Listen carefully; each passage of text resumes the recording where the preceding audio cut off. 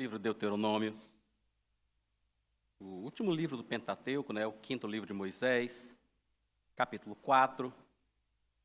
Nós vamos ler do primeiro versículo até o oitavo, irmãos. Do primeiro até o oitavo versículo.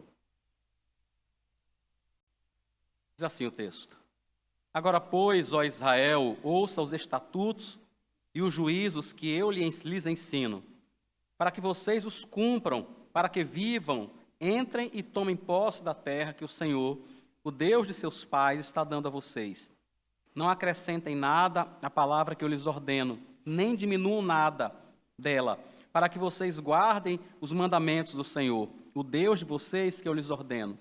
Com seus próprios olhos, vocês viram o que o Senhor fez por causa de Baal-Peor, pois o Senhor, seu Deus, eliminou do meio de todos vocês os que seguiram Baal-Peor.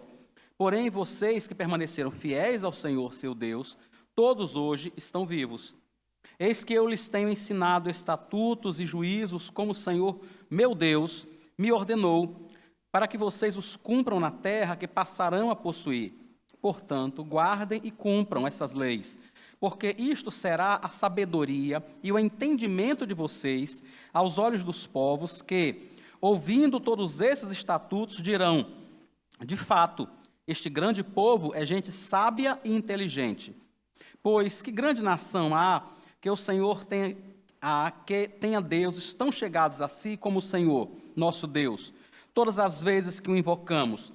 E que grande nação há que tenha estatutos e juízos tão justos como toda esta terra que hoje eu lhes proponho? Amém. Nós vamos ainda até o versículo 40, mas no decorrer do nosso estudo, vamos orar ao Senhor? Pai, nós precisamos de Ti muito mais do que nós podemos imaginar. Nós sabemos que precisamos, mas com toda certeza precisamos muito mais do que aquilo que sabemos. Nós estamos diante do Senhor nesta noite, reconhecendo isto e pedindo ao Senhor que tenha misericórdia de nós, que fale não apenas aos nossos ouvidos, mas que fale ao nosso coração profundamente, que nos ensine a guardar a nossa alma, que nos ensine a guardar tudo que temos visto e ouvido, que isto seja sabedoria para a nossa vida, que isso seja, Senhor, cura do Senhor para a nossa alma, Pai. Tem misericórdia do Teu povo aqui presente. Nós te oramos no nome de Jesus. Amém. Tem algumas coisas, irmãos, que incomodam muitos pais. Eu sou pai e isso também aconteceu comigo. Acho que uma das coisas que mais incomodam os pais, no momento em que os filhos são pequenos ainda, no começo da adolescência, é quando eles são muito doentes. Crianças que são muito doentes, que às vezes desenvolvem enfermidades, problemas muito sérios, preocupam muito a gente, né? Evelyn tinha uns 8 anos de idade, estava caminhando comigo ali pelo IPG Barbosa, e eu pegava na mão dela, e daqui a pouco ela começou a puxar a minha mão, isso era 96, ela começa a puxar a minha mão, e quando eu olhei, ela estava com a boca tremendo um pouco, e o canto da boca ficando um pouco torto, e começando a salivar um pouco. Dá para imaginar o susto, né? Aí eu peguei a Evelyn, botei no colo e fiquei assim, e sim, eu botei no colo e eu faço o que agora? Graças a Deus aquilo logo passou, a gente procurou uma neuropediatra, ela disse que Evelyn tinha epilepsia rolântrica da infância, depois de fazer uma ressonância, que na época não tinha em Sergipe, eu fui fazer em Recife, imagine, na época eu não consegui nem fazer aqui, tive que fazer em Recife, eu disse, sim, isso quer dizer o quê? Ela disse que quer dizer que ela vai tomar alguma medicação, e se na puberdade isso desaparecer, ótimo. Se não desaparecer, se consolidou como epilepsia mesmo. Imagine, ela ia ficar tomando a medicação, algo sério, que comprometeria a qualidade de vida dela, e a gente não sabia, a gente tinha que esperar até mais tarde, ela com 8 anos ainda aí, para saber como ia ficar. E é claro que foram anos bem complicados, né? Eu lembro que a gente estava dormindo e qualquer barulhinho que eu ouvia no quarto de Evelyn, eu dava um pulo e já estava lá em cima dela. O que foi? Às vezes não foi nada, era só ela se mexendo na cama. Mas Mas não acontece isso. A gente, quando tem filhos que têm alguns problemas de saúde, a gente fica com medo, né? Como é que eles vão ficar? Quem de nós não pensa assim, rapaz, se meu filho tem muitas limitações, quando eu não estiver aqui, quem é que vai cuidar dele? Tem uma outra coisa que também preocupa a gente. Quando nossos filhos não querem de jeito nenhum estudar. Eu sei que isso não acontece com nenhum de nós aqui, né? Nem com os nossos filhos, mas existem. Tem filhos que não querem estudar de jeito nenhum, e em hipótese alguma. E isso preocupa a gente, porque a gente pensa, o que é que vai ser do futuro dessa criatura? Imagine que não simplesmente não gosta, e faz questão de dizer que não gosta de estudar. A gente sabe, irmãos, o quanto é difícil se colocar no mercado de trabalho tendo alguma preparação. E sem nenhuma. E sem disposição para estudar. Isso não preocupa um pouco a gente. Quando os nossos filhos são muito doentes, ou quando eles simplesmente não gostam de estudar de jeito nenhum. Quando eles ficam um pouco mais velhos, tem uma outra coisa que volta a preocupar a gente. Isso, final da juventude, já começo da vida adulta, né? A nossa preocupação é, meu filho é preguiçoso? A gente não para, às vezes, diz assim, porque não é uma coisa comprometedora. Imagine, você está vendo seu filho entrar na idade adulta e percebe que ele é uma pessoa que não é muito amiga de trabalho. Ele gosta de outras atividades, ele gosta de handebol, ele gosta de futebol, mas ele não gosta de uma enxada e de um quintal. Ele não gosta de trabalhar. Isso preocupa a gente. A gente fica pensando, vai fazer o quê com essa criatura? O que a gente vai fazer? Eu estou citando essas coisas, irmãos, porque são coisas muito relevantes para a nossa vida. E se a gente puder, de alguma forma, ajudar nossos filhos a não terem nenhum tipo de enfermidade, se a gente puder ajudar nossos filhos a terem gosto pelo estudo, se nós pudermos ajudar nossos filhos a terem gosto pelo trabalho, quem de nós não faria isso, irmãos? Diga aí, quem de nós não faria isso? Qualquer um. Eu acho que Moisés está fazendo mais ou menos isso. Eu acho que Moisés está olhando para aspectos muito relevantes da vida do povo e está lembrando a eles.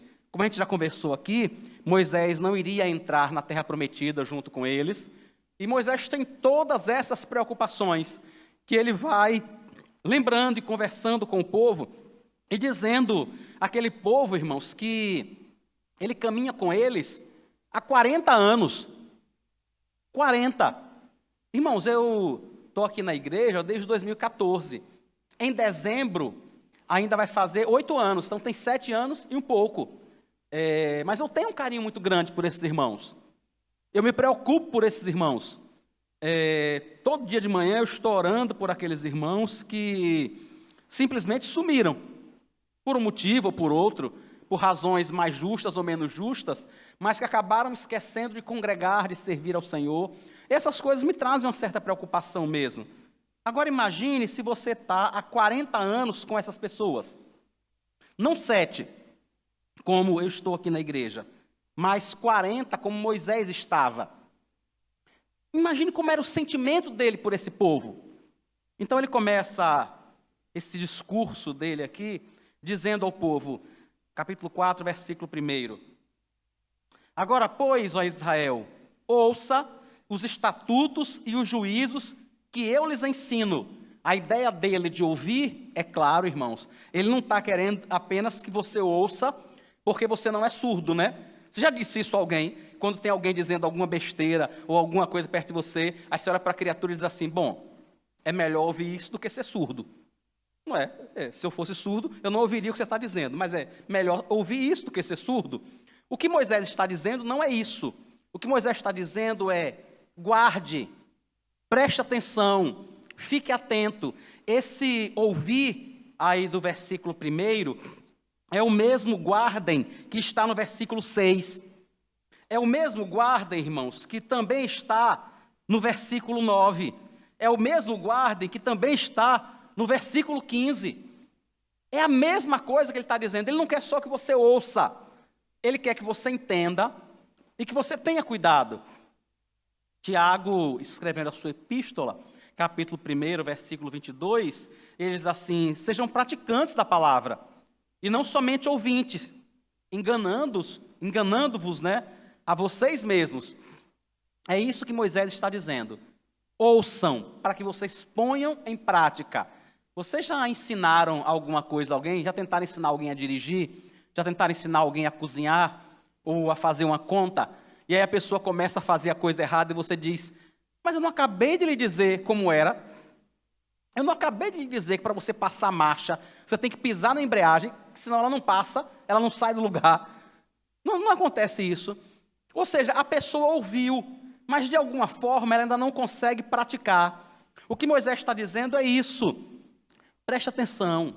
Tenham muito cuidado, porque eu vou ensinar vocês, porque o que eu vou ensinar são os estatutos, é aquilo que é a vontade de Deus.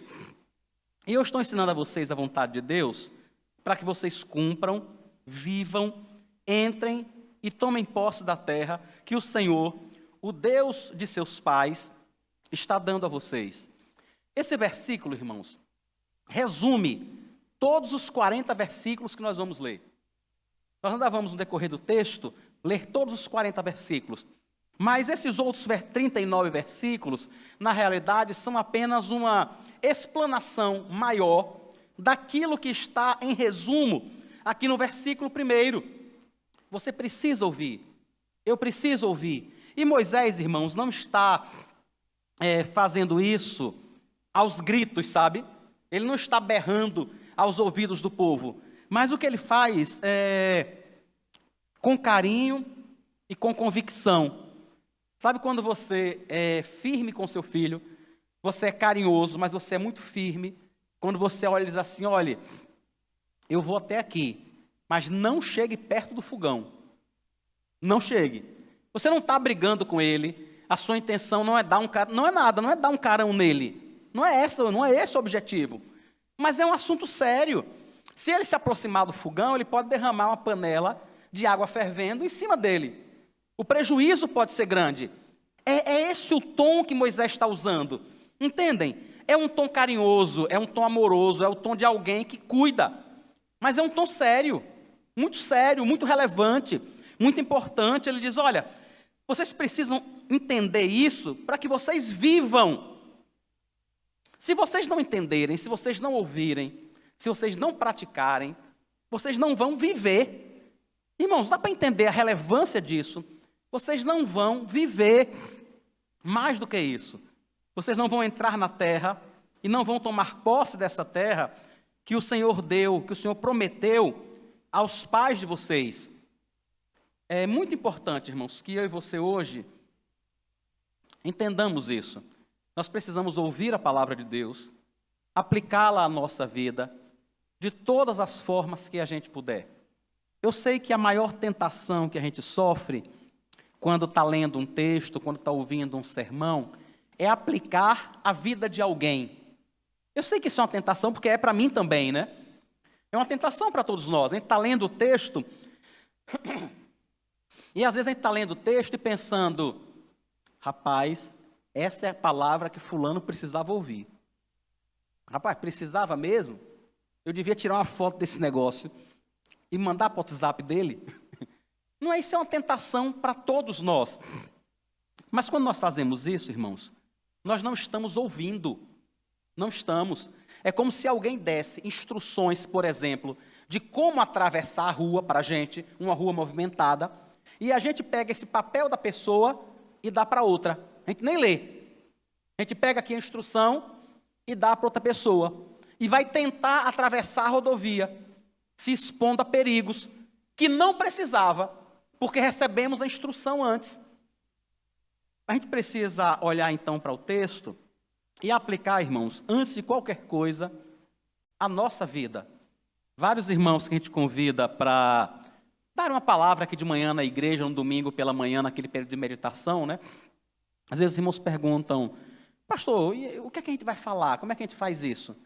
Eu disse, rapaz, você vai falar apenas sobre aquilo que Deus lhe falou no decorrer da semana. Você não ora? Você não ora? Você não lê a Bíblia? O que é que Deus tem falado a você nessa semana? Pegue um desses textos que você usou para aplicar a sua própria vida. E exponha para a igreja, diga para os irmãos, irmãos, essa semana eu li esse texto e Deus falou isso ao meu coração. Eu queria compartilhar com os irmãos aquilo que Deus falou ao meu coração, como eu fui edificado por esse texto. Entenda, irmãos, que não tem muita burocracia, que não tem muito segredo? Agora, é claro, se nós não temos nenhuma intimidade com a Bíblia, a gente não vai conseguir fazer isso. A gente não vai conseguir, simplesmente porque a gente não leu, porque a gente não orou, a gente não vai conseguir fazer. Mas se a gente faz isso, então a gente sabe aquilo que Deus tem falado conosco. Moisés continua a esclarecer no versículo 2. Não acrescentem e não diminuam nada. Não coloque nada mais e não coloque nada menos. Como é que se faz isso, irmãos? Como é que a gente pode acrescentar ou como é que a gente pode diminuir a palavra de Deus? Quando nós não temos cuidado para interpretá-la e fazemos isso apressadamente. E fazemos isso, às vezes, irmãos, de forma desonesta até. Quando eu e você pegamos um texto e falamos esse texto para uma pessoa, tirando ele do seu contexto, nós estamos acrescentando alguma coisa. Nós estamos retirando alguma coisa. Porque nós estamos dando um sentido diferente daquele que foi proposto pela Bíblia. É claro que se você abrir a Bíblia, e eu também, né? Se a gente abrir a Bíblia e começar a caçar palavras soltas, a gente pode montar o texto que quiser. Como é então que a gente é fiel àquilo que o Senhor falou? Lendo o texto todo, lendo o capítulo todo, lendo o parágrafo todo, lendo o livro todo. É assim que a gente não acrescenta, é assim que a gente não diminui. Que às vezes as pessoas pensam assim, não, acrescentar e diminuir é dizer aquilo que Deus não disse. É verdade, mas como é que a gente faz isso? Quando a gente olha para o texto e se aproxima dele, sem cuidado, sem meditar, sem pensar. Quantas e quantas vezes nós queremos aconselhar pessoas usando textos da Escritura que estão completamente fora do seu contexto? Completamente, irmãos. Completamente. Quando a gente chega para alguém e diz assim, rapaz, vamos orar. Eu sei que você está doente, eu sei que você está passando por um problema. Vamos orar, porque a Bíblia diz que onde estiverem 2 ou 3 reunidos e orarem, eles concordarem em oração, o Senhor também vai concordar. Quantos de nós já não fizemos isso, né? Já não dissemos, olha, se a gente se reunir aqui e concordar, o Senhor vai concordar conosco. E sim, isso é verdade. Só que isso é apresentado na Escritura, irmãos, num contexto de disciplina. Entendem? Isso não está se referindo a nós concordarmos que você vai conseguir passar no concurso. A nós concordarmos que eu vou ficar bom da doença. O texto está se referindo a um processo de disciplina. O que Jesus está dizendo é, quando a igreja reunida olha para você e diz assim, você não é crente, o seu comportamento não é um comportamento cristão. O que Jesus está dizendo é, eu concordo com a igreja. Se a igreja reunida olha para o seu comportamento e diz que não é um comportamento cristão, ele não é. É neste sentido. Entendem o quanto é que a gente precisa ter cuidado para não acrescentar e para não tirar. Quando é que a gente faz isso? Quando a gente tira o texto do seu contexto. Quando a gente tira o texto daquilo que é a intenção primária dele de ensinar para a gente. Como não fazer isso, irmãos? Tendo cuidado. Lendo uma vez, lendo 2, lendo 3, pensando sobre isso, não sendo afobado, tocando fogo nas caixinhas de promessa. Lembram das famosas caixinhas de promessa? Que as pessoas às vezes têm disposição para ler a Bíblia, aí na correria do café e tal. Às vezes elas ficavam num armáriozinho, perto da porta de sair, onde ficava a chave do carro. Depois de muita correria de tomar café, a criatura pegava a chave do carro com a mão esquerda, aí já ia saindo, aí lembrava, voltava, ia na caixinha de promessa, pegava um versículo assim, aí lia, dizia, coisa maravilhosa. Aí guardava e ia para a rua. Entendem o quanto daqueles versículos foram tirados do seu contexto? E quanta sensação não causou na gente de que nós estávamos lendo a palavra de Deus, quando não estávamos. Entendeu? De verdade a gente não estava. A gente estava lendo um versículo isolado. Sim, mas Deus perdoa. Sim, perfeito. Pronto.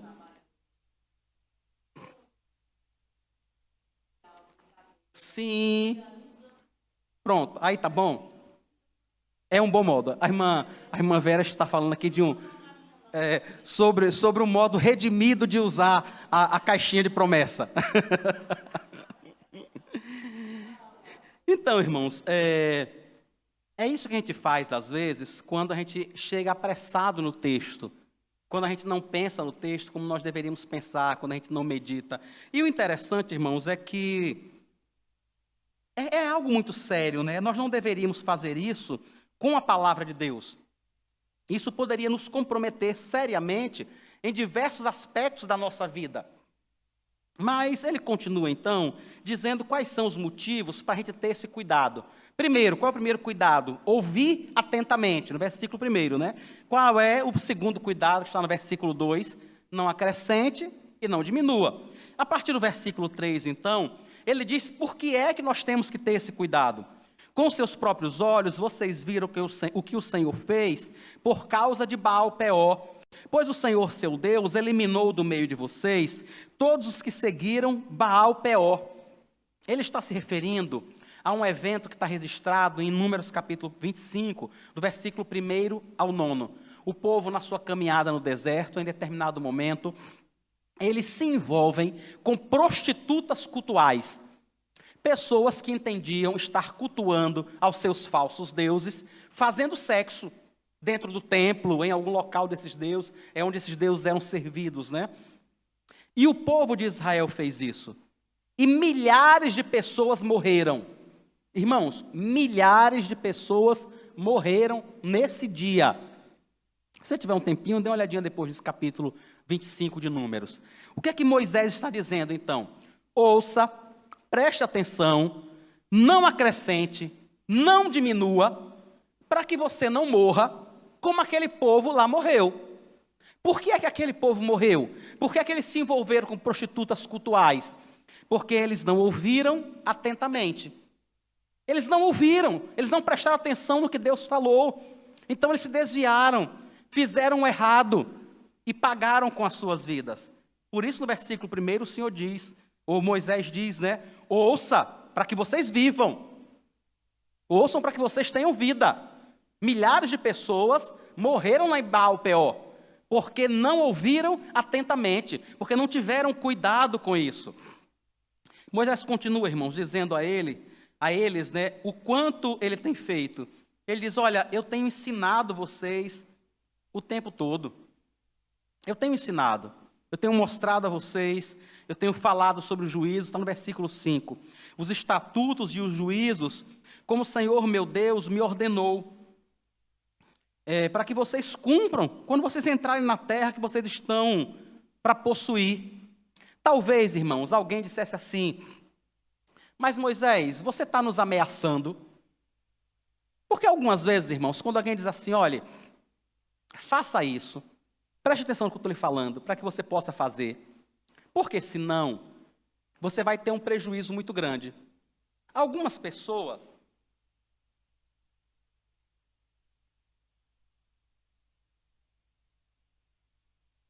vão olhar para essa advertência como uma ameaça.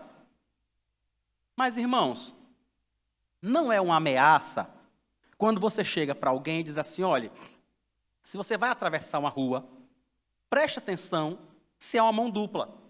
Preste atenção se vem carro dos dois lados. Se vem carro da direita e vem carro da esquerda, pare e olhe para os dois lados. Se você não fizer isso, você vai ser atropelado. Isso é uma ameaça. Entendem que isso não é uma ameaça. Isso é um aviso sobre algo que vai acontecer inevitavelmente se você não der ouvidos. O que Moisés está dizendo é isso, irmãos. Não é uma ameaça. O que ele está dizendo é, se você atravessar a rua sem olhar para a direita e sem olhar para a esquerda, você vai correr um risco muito sério de ser atropelado.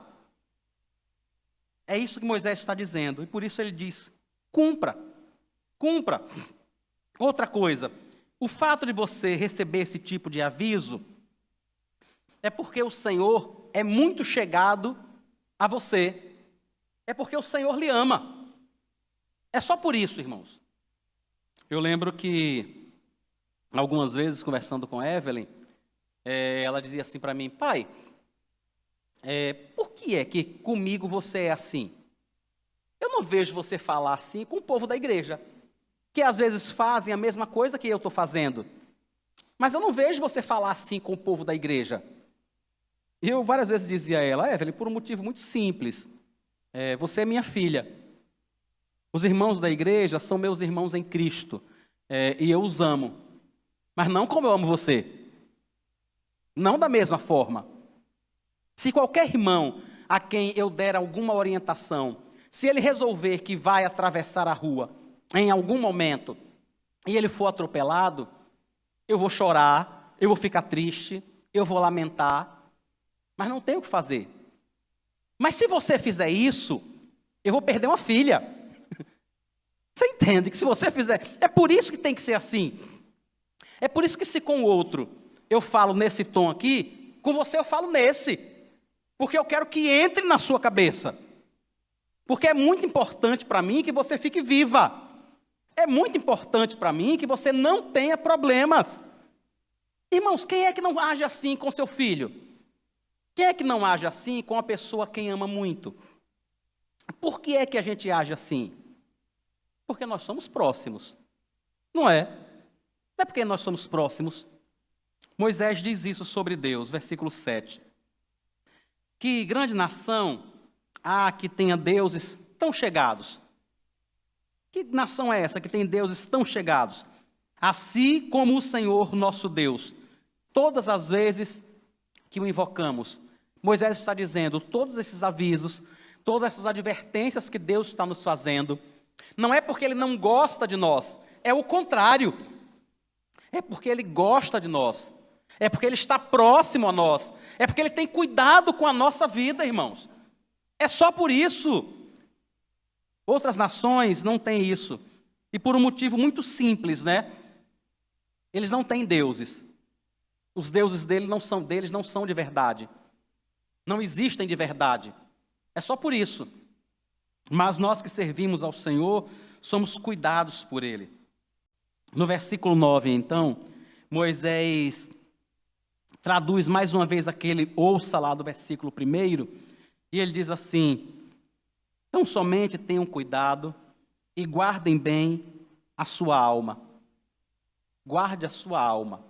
Irmãos, todas essas advertências, todos esses sermões, todos esses estudos, tudo isso que nós fazemos na igreja o tempo todo, a gente tem reunião de oração, a gente tem grupo pequeno na quinta, tem grupo pequeno na sexta, tem atividade da SAF, tem atividade da IPJO, ou da UPH, né? Tem escola bíblica dominical, tem culto no domingo à noite. Todas essas atividades existem porque algo muito sério está em jogo. É a nossa alma.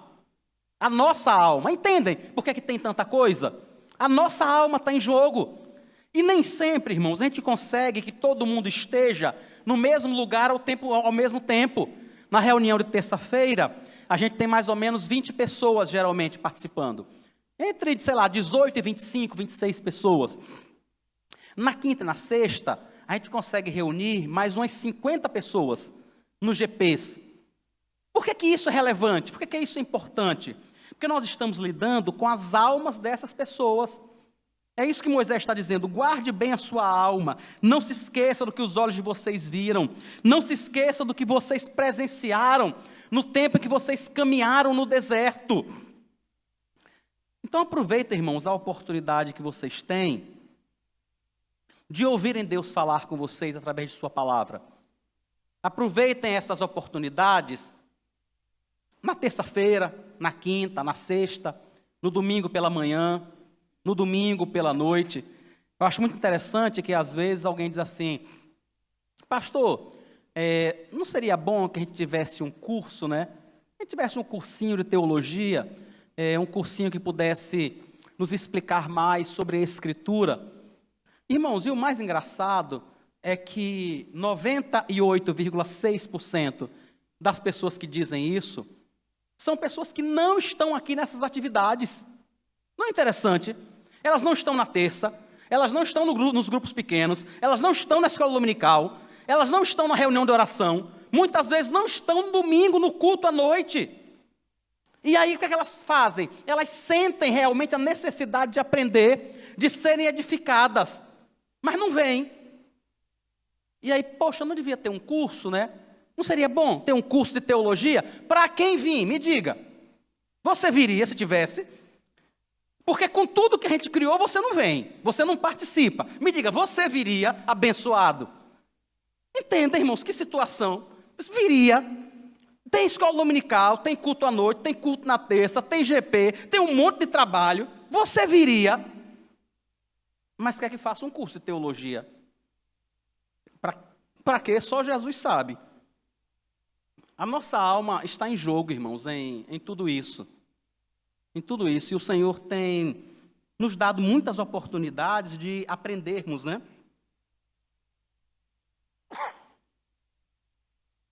O Senhor tem nos dado muitas oportunidades, irmãos, de sermos edificados, de aprendermos a guardar a nossa alma.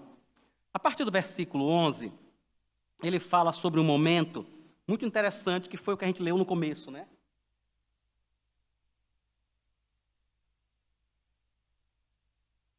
O momento em que o povo diz, quando Deus, que o povo vê quando Deus dá a lei, né? Dá os mandamentos a ele.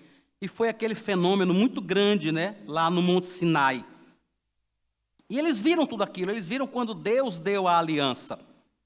E como foi, como aquele momento foi grandioso, né? E o que é que Moisés diz a eles então agora? Mais uma vez, no versículo 15. Guardem bem a sua alma. Mais uma vez. E agora ele faz isso, e ele faz uma breve explanação, irmãos, do segundo mandamento. Ele diz, olha, quando Deus esteve no monte com Moisés, vocês viram alguma imagem? Não, né? Vocês ouviram a voz, mas vocês não viram a imagem. Então não façam uma imagem para adorar. Não façam. Não crie algo da sua própria mão. Ele diz no versículo 16, tenham cuidado para não se corromperem e fazerem para si alguma imagem esculpida na forma de ídolo. Não adore algo que você fez. Não crie deuses para você adorar. A partir do final do versículo 17, ele agora faz a mesma advertência com relação àquilo que foi criado por Deus. Ele diz, não adore aquilo que você criou e nem adore aquilo que Deus criou. Não faça nada que seja semelhante a algum animal que há na terra, a alguma ave que voa pelo céu, a semelhança de algum animal que rasteja, ou coisa parecida, ou mesmo o sol, a lua, as estrelas, né? Ele diz, não faça nada disso. Não faça. Adore apenas a Deus. Adore apenas ao Senhor. E o Senhor deixa claro porque é que nós precisamos adorar somente a Ele. Porque foi Ele, irmãos, que nos tomou para si, diz ele no versículo 20. Mas quanto a vocês, o Senhor os tomou e os tirou da fornalha de ferro do Egito, para que vocês sejam um povo da sua herança, como hoje se vê. Foi o Senhor quem nos tirou da escravidão. A fornalha de fogo do Egito se refere à escravidão que aquelas pessoas viviam. E Deus diz, já tirei vocês dessa escravidão. Vocês não precisam voltar para lá. Não precisam. Não precisam ter esse tipo de vida. Vocês não são mais escravos. E aí Moisés, irmãos, chega a dizer, como o pastor Danilo já falou na semana passada, né? Que ele se ressente, né? Porque ele não vai entrar na terra prometida. E ele entende que houve uma participação do povo por causa disso, da desobediência do povo. É verdade, irmãos, pode ser que o povo tenha contribuído mesmo. Mas como nós já comentamos aqui, o nosso pecado é individual, né? É individual. Pode ser até que você me xingue e que isso me agrida. Mas se eu xingar de volta, o pecado é meu. Vocês entendem que se você fizer alguma coisa contra mim, isso é um pecado seu, é você que vai dar conta a Deus. Nesse caso, eu sou vítima. Mas no momento em que eu revido, Eu não sou mais uma vítima. Eu sou tão pecador quanto você. Eu sou responsável pelo que fiz. É claro, houve uma motivação inicial. Mas isso não elimina, irmãos. Não elimina a minha responsabilidade nesse processo. De jeito nenhum. Deus continua a esclarecer para eles que eles precisam ter esse tipo de cuidado, de não desagradar a Deus, porque Deus é fogo consumidor. Diz ele no final do versículo 24. Ele é fogo consumidor. Ele faz, mais uma vez, referência a como ele já tinha feito a Baal Peor, a referência ao Monte Sinai, quando os mandamentos são entregues, né? Em resumo, irmãos, o que ele está dizendo é: ouçam, tenham cuidado. Deus é um Deus amoroso. Deus é um Deus cuidadoso. Deus é um Deus misericordioso. Ele realmente é um pai. A diferença, irmãos, é que ele é um pai perfeito. Ele não é um pai como eu e você. Já aconteceu de você prometer a seu filho que ia dar uma surra nele e não dá? Já aconteceu de você dizer que ia botar ele de castigo e não botar? Porque ele faz aquela carinha assim do gatinho lá do Shrek, né, do gato de botas lá. E você diz: não, tá certo, tá certo, tá certo. Não é. Não acontece isso com a gente. Isso não acontece com Deus, irmãos. Não acontece. Por mais que a gente abaixe a orelhinha e abaixe os olhinhos e fica... Não acontece. Não vai acontecer. Ele vai fazer aquilo que tem que ser feito para o nosso bem, para a glória dele. Porque muitas vezes, quando nós dizemos que vamos disciplinar nossos filhos, mas não disciplinamos, irmãos, nós estamos ensinando a eles que o pecado compensa, que eles podem escapar do pecado impunes e que eles podem continuar a pecar. Entendem que a mensagem é muito ruim? E é isso que Deus está deixando claro para a gente. Não vai ser assim com vocês. Eu estou advertindo a vocês: não façam, não vivam dessa forma. Mas se viverem, vocês vão colher aquilo que vocês plantaram. E nessa hora, vocês vão sofrer. Vocês vão precisar arcar com tudo isso, por causa da desobediência de vocês. A partir do versículo 30, ele diz então algo que ele sabia que seria muito necessário para a nossa vida, irmãos. Quando estiverem em angústia, por causa do pecado, por causa da desobediência, por não terem dado ouvido, quando estiverem em angústia e todas estas coisas lhes sobrevierem nos últimos dias, e vocês se voltarem para o Senhor seu Deus e lhe atenderem a voz, então o Senhor, o Deus de vocês, não os abandonará, porque é Deus misericordioso, nem os destruirá, nem se esquecerá da aliança que jurou aos pais de vocês. Irmãos, o Senhor Deus não vai esquecer da gente. É diferente de mim e de você.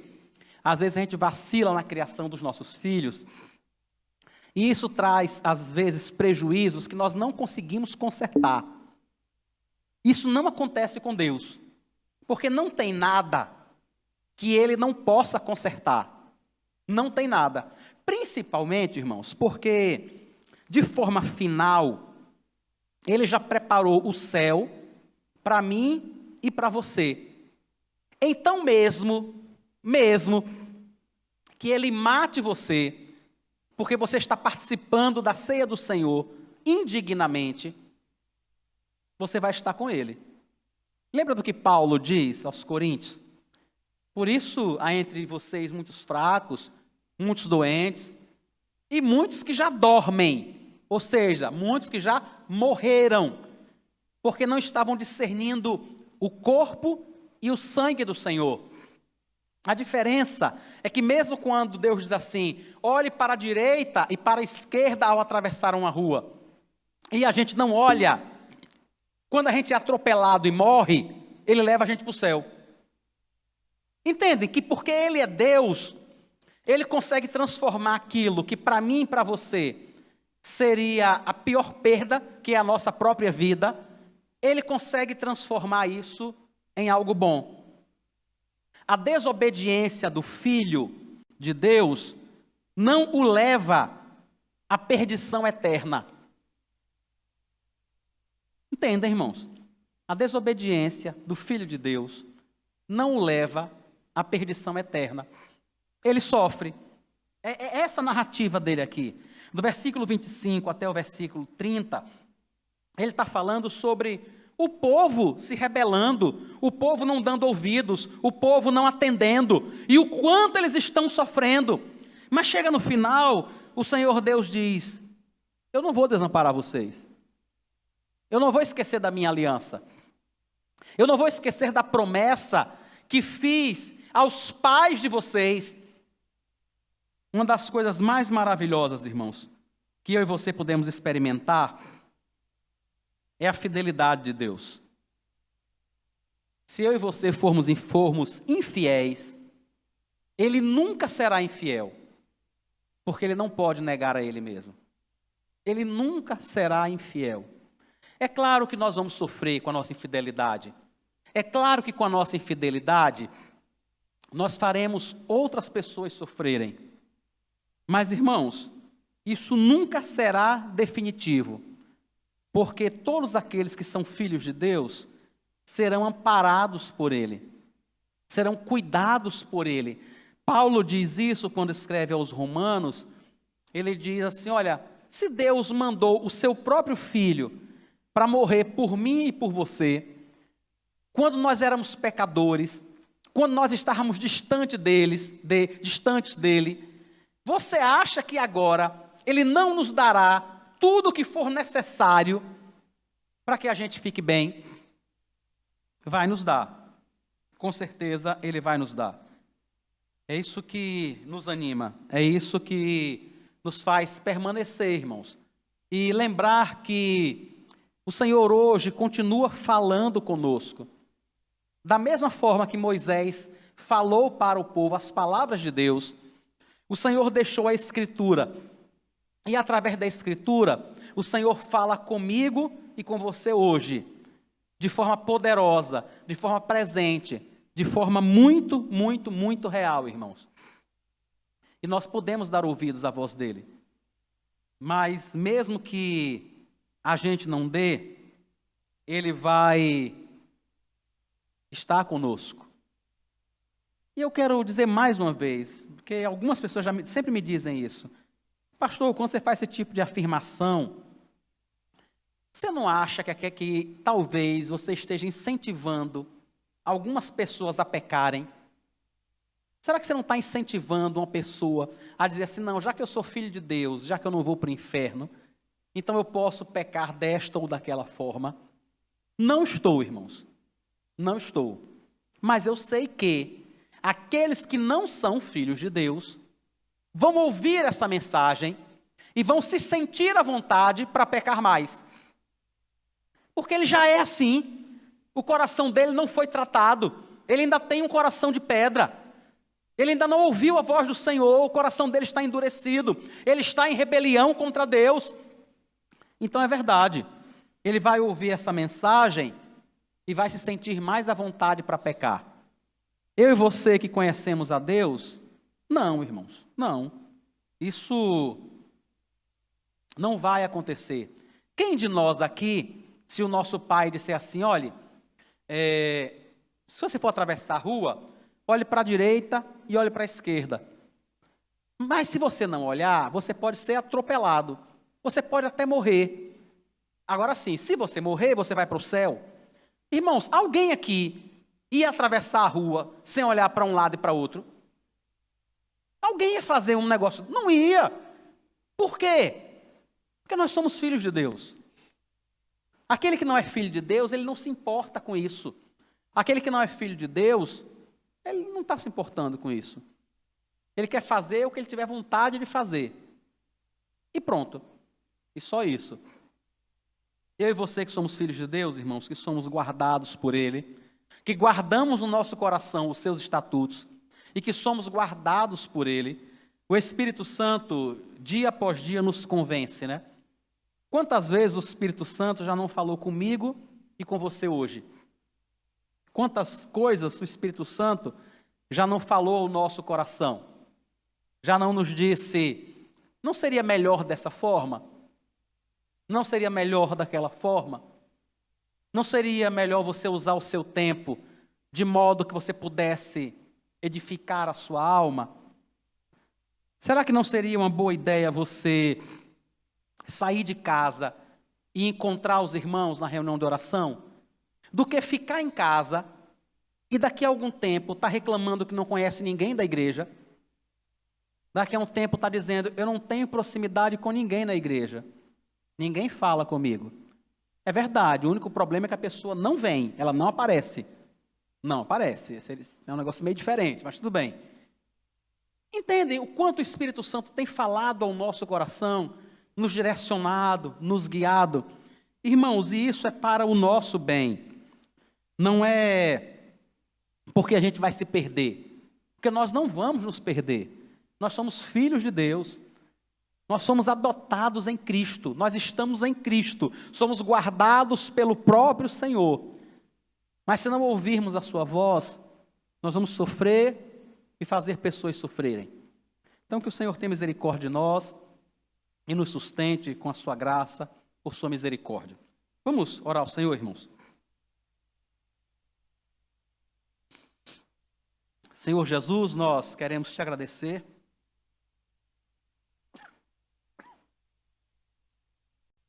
porque o Senhor tem cuidado de nós, o Senhor tem nos advertido pela tua palavra, o Senhor tem falado conosco, o Senhor, pelo teu Espírito Santo, tem insistido conosco.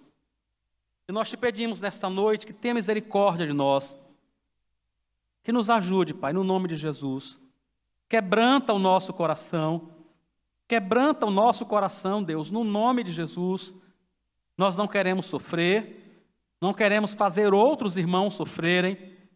Pelo contrário, nós queremos glorificar o teu santo nome, queremos exaltar ao Senhor, queremos nos parecer mais com o Senhor. Então tenha misericórdia, Pai. Fala ao nosso coração, nos ensina a guardar os teus estatutos e os teus mandamentos. No nome de Jesus. Amém. Vamos.